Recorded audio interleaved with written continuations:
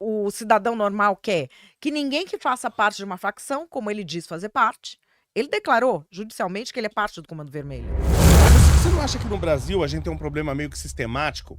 Porque no Brasil não existe investigação, tá? Não existe, né? Tem uma ou outra ali, uma coisinha, mas você vê que você tem dados, por exemplo, que 4 a 5% dos crimes são solucionados, diferente da Inglaterra, que é 90 e Ah, pouco por sim. cento. Não dá pra comparar. Então, a maioria das prisões no Brasil são flagrante.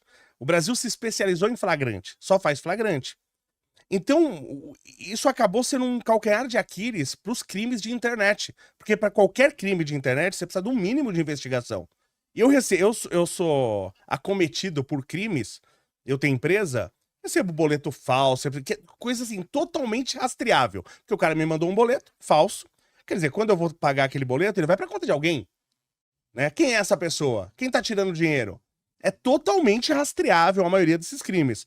Mas você acha que um dos problemas disso acontecer é que a gente não tem a cultura de. A gente só tem a cultura, como eu falei, de prisão em flagrante e não de investigação?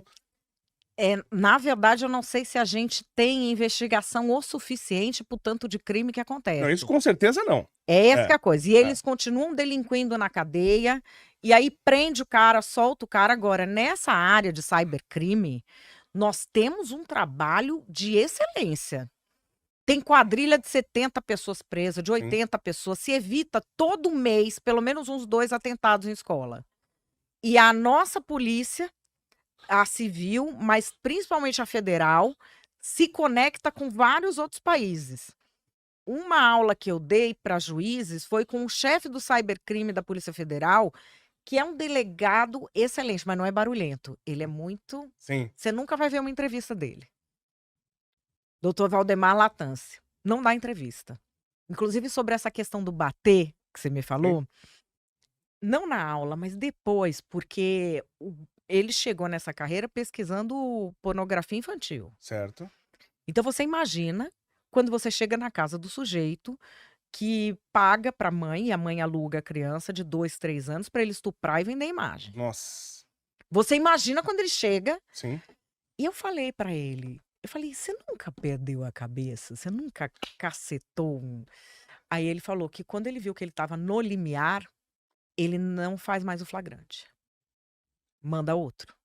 Porque o problema é que se você faz isso também, você deu todas as armas pro cara sair da cadeia. Né, então tem esse Exatamente. problema. Então se for pra fazer, faz bem feito pro cara nem ser preso. Mas a gente tem um problema também no Brasil, porque aqui falar em colocar mais recursos na polícia, porque colocar mais recursos aqui no Brasil só pode ser na educação e na saúde. Se falar de colocar na polícia, você já cria uma crise. E a gente não tem gente suficiente, porque temos pessoas, eu conheço vários inclusive, pessoas de excelência nessa área, mas Uhum. é pouca gente, né, é pouca Sim, gente para o volume que que tem. tem. E o salário? Sim, também, o E o salário. salário? Porque assim, precisa investir na polícia Sim, e precisa investir em ficar preso. sim. Porque fica falando: "Não, porque a cadeia tem não sei quantos mil". Claro que tem. O cara não para na cadeia, não esquenta banco na cadeia solta, Sim. E se você tá né. prendendo o mesmo cara 10 vezes, o cara não é respon eu já falei isso, sou a favor de queimar a legislação e fazer uma outra constituição, né, porque aqui se eu saio na rua e bato no carro de alguém, eu preciso pagar. Se o cara rouba o carro e bate no carro de alguém, ele não paga, Sim. né, então ele tem que pagar também. Então os criminosos, ele tem que pagar, o criminoso tem que financiar essa polícia, ele tem que trabalhar e financiar essa polícia que o prendeu. Porque Não, só o trabalhador que financia aqui o Estado, né, o criminoso não.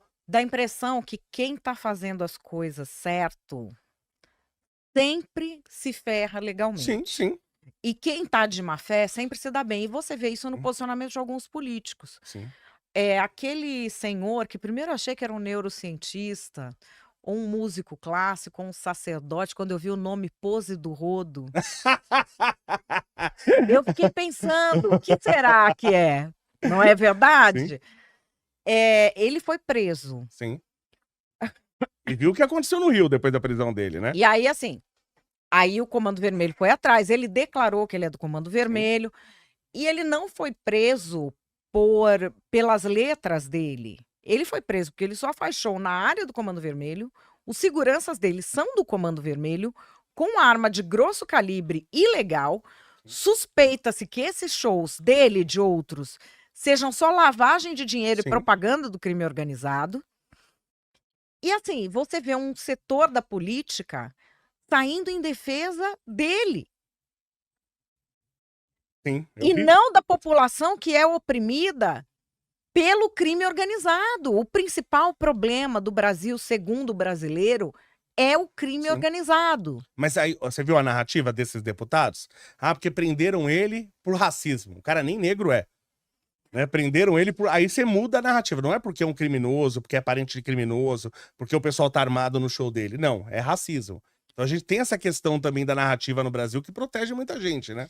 Então, mas dizer que isso é a cultura de favela ou é a cultura dos negros, não seria racismo e elitismo no grau mais nojento? Sim, sim, Porque a pessoa que mora na favela não é aquilo. sim, sem Pergunta dúvida. para o pessoal na periferia se quer aquele futuro para um filho. Não é isso que as pessoas querem para o próprio filho. E eu vejo, assim, uma empatia muito grande com quem delinque e zero empatia com vítima. Alguém estava me falando esses dias. Essas pessoas acham um problema um delinquente desse ir para cadeia. Mas não, mas as pessoas normais estão pensando o seguinte: esse povo oprime o cidadão comum. Se o Sim. cidadão denuncia um crime, eles queimam gente viva. Estão lá cantando de galo, debochando das pessoas, eles têm mais é que estar na cadeia. Sim. É isso que o cidadão normal quer, que ninguém que faça parte de uma facção, como ele diz fazer parte, ele declarou judicialmente que ele é parte do Comando Vermelho, na audiência de custódia. Sim. E a gente tem pessoas defendendo. O que acontece? Num determinado setor da mídia, a defesa de bandido é confundida com a defesa de direitos humanos Sim, sistematicamente. sim. Sendo que não tem nada a ver uma coisa com a outra. Sem dúvida. Quem lê a Declaração Universal dos Direitos Humanos sabe muito bem que aquilo não é defesa de bandido. Sim. Existe apenas um ponto de toque, que é aquele em que você não se comporta como bandido porque a outra pessoa é bandido também. É só esse o ponto de toque. Sim. Os direitos que ali são resguardados são os direitos, na maioria das vezes, dos cidadãos de bem.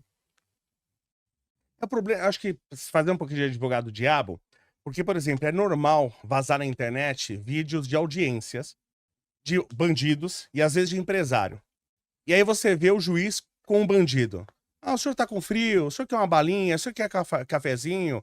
Aí vê o mesmo juiz com o empresário. Não, o senhor cala a boca, o senhor me chama de outro. Então não tem direitos humanos para quem trabalha nesse país e só tem direitos humanos pro bandido. Ele tem direitos humanos o tempo todo.